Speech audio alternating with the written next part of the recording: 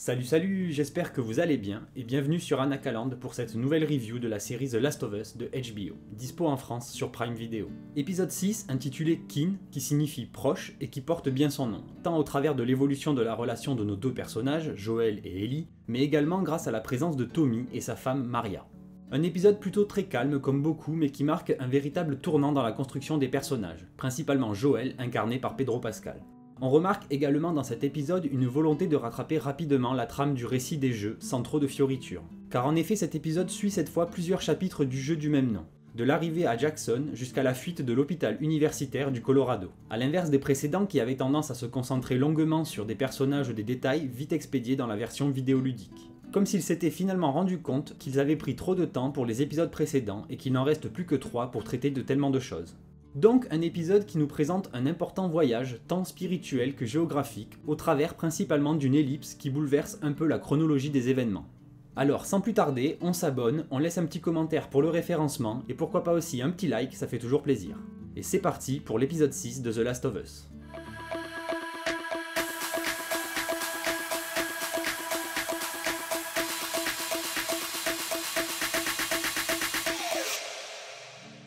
Tout commence avec un paysage enneigé et le message annonçant donc une ellipse de 3 mois. Un certain temps a passé depuis le dernier épisode et nous sommes donc en hiver. Là où dans les jeux, Joel et Ellie accomplissaient tout ce que l'on voit dans cet épisode durant l'automne. L'ellipse vers l'hiver arrivant bien plus tard après leur fuite de l'université du Colorado.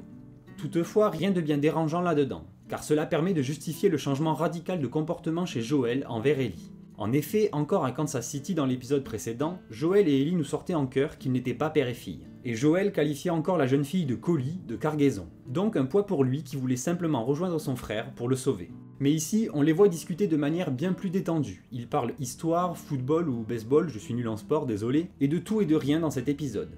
On a même un échange sympa autour du feu alors qu'Ellie parle de la mort de Sam et de son destin de sauveuse de l'humanité, et qu'elle demande à boire un petit coup de gnôle. Ces mots, c'est toujours aussi dégueu, font à coup sûr référence au prochain épisode et à sa première gorgée d'alcool partagée avec Riley dans le centre commercial. Le couple d'ermites que l'on rencontre brièvement au début est vraiment drôle, cela allège un peu l'atmosphère. J'ai beaucoup aimé la nonchalance de ce couple qui s'offusque du langage fleuri de la jeune Ellie et pour qui la visite des deux est l'événement de leur année probablement, voire plus, tant ils sont isolés. Puis, alors qu'on leur a annoncé un grand danger s'ils poursuivaient leur route, ils traversent d'abord le fleuve par le fameux barrage. Ceux qui ont joué au jeu savent, et les autres, tant pis, vous n'y aurez pas droit. Ce qui les mène à la rencontre des hommes de Maria. Tout d'abord, on voit Joel qui panique un peu et ne sait comment réagir à l'épisode du chien détecteur d'infection. Mais tout se passe bien, car dans les faits, Ellie ne l'est pas vraiment. Puis Joel tente le tout pour le tout et annonce qu'il cherche son frère. Et immédiatement, Maria a la puce à l'oreille et comprend qui est Joel après lui avoir demandé son nom, car elle a bien évidemment entendu parler de lui. Et une fois arrivé à Jackson, la surprise est de taille. Une si grande communauté qui vit presque comme avant, c'est du jamais vu, même pour Joel. Et alors que plus tard, Ellie va évidemment se questionner sur cette communauté et sa similarité avec le monde d'avant qu'elle n'a pas connu, Joel semble presque admettre que ce n'était pas aussi bien, car dans notre monde pré-apo, rien n'est aussi idyllique. Les retrouvailles avec Tommy sont l'occasion de montrer une autre facette de Joel. Dans cet épisode, Joel est bien plus sensible, sur de nombreux points.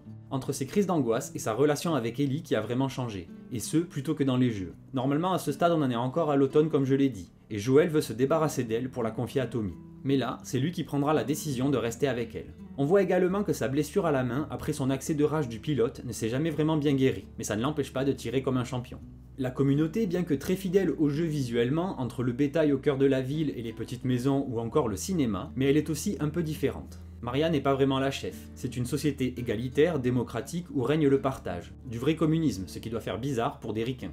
Et concernant Maria, elle a un peu changé elle aussi. Les pontes de HBO ont ressorti Rutina Weasley, alias Tara de True Blood, série HBO qui s'est finie en 2014. Et donc niveau quota et autres handicaps, après le léger changement de Maria, on a surtout le petit gamin atteint de trisomie au premier plan dans le cinéma. Discret, mais il est là. Donc les cases sont cochées pour cet épisode aussi, après le choix de Sam dans l'épisode précédent. Et dans cette séquence de la séance de cinéma, on a également l'occasion d'apercevoir une jeune fille qui observe Ellie, et qui ressemble beaucoup à Dina qui sera grandement développée dans la saison 2. Donc je n'en dis pas plus. Retrouver Tommy permet à Joel de craquer, de se laisser un peu aller à ses émotions. Alors qu'il ressent le rejet de son frère en raison de leurs actions passées, Joel est à nu devant son frère qui le connaît mieux que personne. Et cela lui fait aussi remonter les souvenirs de Sarah. On a notamment un très beau moment alors qu'en pleine crise, il aperçoit ce qu'aurait pu être sa fille aujourd'hui s'il n'avait pas échoué à la protéger. Et c'est là tout le problème pour Joel. Entre Sarah et Tess, il s'estime incapable de protéger ceux à qui il tient. Et comme à présent il s'est attaché à Ellie, car il en a eu le temps ici, il est terrorisé à l'idée de faire les mêmes erreurs. Raison pour laquelle, ici, il veut confier Ellie à son frère pour la suite du voyage. Lui qui connaît autant les Lucioles que la route pour y aller.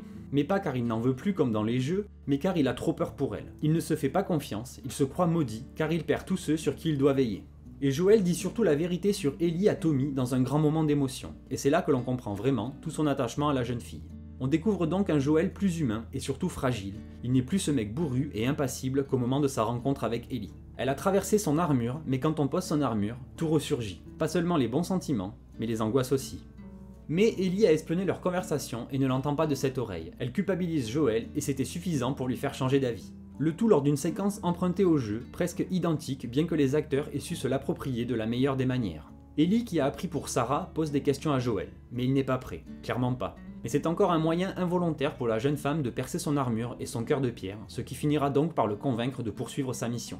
Toutefois, on n'a malheureusement pas le coup de la photo de Joel et Sarah qu'Ellie récupère auprès de Tommy et donne normalement à Joel. Mais on voit un moment très sympa avec le coup de la cup menstruelle, ceux qui connaissent savent. Petit rappel du coup des tampons dans l'épisode 3, on n'y pense pas assez, mais Maria, elle qui est une femme, sait à quel point c'est pratique. On a aussi, et ça vaut le coup de le noter, le fait que Maria tente de prévenir Ellie de la fiabilité approximative de Joel. Et alors qu'Ellie affirme sa confiance en lui, Maria répond que c'est justement les personnes à qui on fait confiance qui risquent de nous trahir. Un petit fusil de Tchekhov concernant la suite et surtout les événements de la saison 2. Enfin, le lendemain, alors que Tommy est prêt à emmener la jeune immunisée chez les Lucioles, Joel reprend les rênes de Durillon, c'est le nom qu'Ellie va donner au cheval, et poursuit son voyage avec elle. Et en parlant de voyage, on a de très beaux plans, comme toujours, pendant leurs 5 jours de route vers l'université. On y voit notamment Joel qui apprend enfin à Ellie à se servir de son fusil, et il était temps, car elle va vite en avoir besoin. Entre les événements du DLC que j'adore et surtout le passage avec David, enfin j'espère, car la série a vraiment édulcoré la violence comparée au jeu, et l'épisode consacré à David risque de ne pas être aussi époustouflant que dans celui-ci.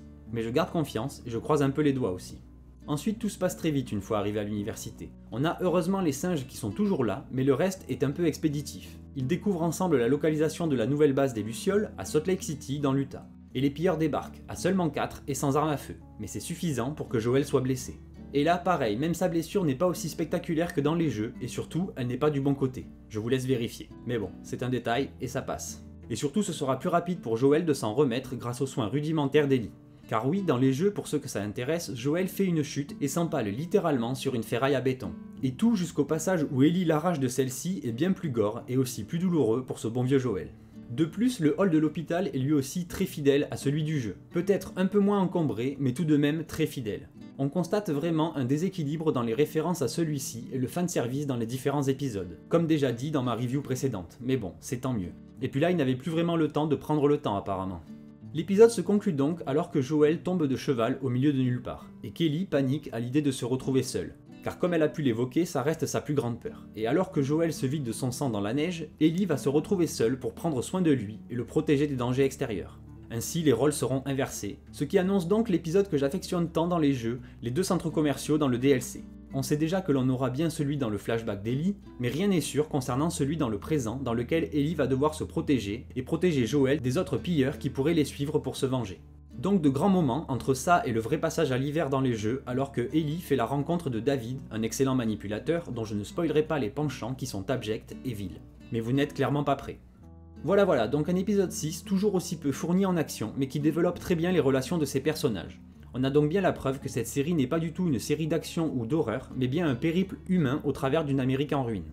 J'avoue que c'est de moins en moins ce à quoi je m'attendais pour cette série, mais j'accepte avec plaisir la proposition des showrunners tant que la qualité est au rendez-vous, et surtout tant que le matériel de base n'est pas trahi d'une quelconque façon sur son récit. Je reste certes un peu inquiet quant au développement d'Ellie entre cette saison et la prochaine, même si on aperçoit enfin la jeune femme fragile du jeu dans l'interprétation de Bella Ramsey. Il ne reste donc plus beaucoup de choses à voir du premier jeu dans cette saison. Entre le DLC Left Behind qui est en grande partie un flashback, le chapitre de David et enfin l'arrivée à Salt Lake et son grand final. Espérons qu'il ne rush pas trop la fin pour rentrer dans les 9 épisodes voulus. Mais croisons les doigts, ça devrait le faire, 3 épisodes pour 3 grandes phases de l'histoire. La saison s'approche à grands pas de sa fin, qui je l'espère finira en apothéose et comme toujours, de toute façon, je serai au rendez-vous chaque semaine. Un grand merci à vous d'avoir suivi cette vidéo, j'espère qu'elle vous a plu, si c'est le cas pensez à l'abonnement et au petit pouce vers le haut, ainsi que, évidemment, votre avis sur cet épisode en commentaire. Sur ce, je vous laisse, bonne continuation et à très vite sur Anakaland. Bye.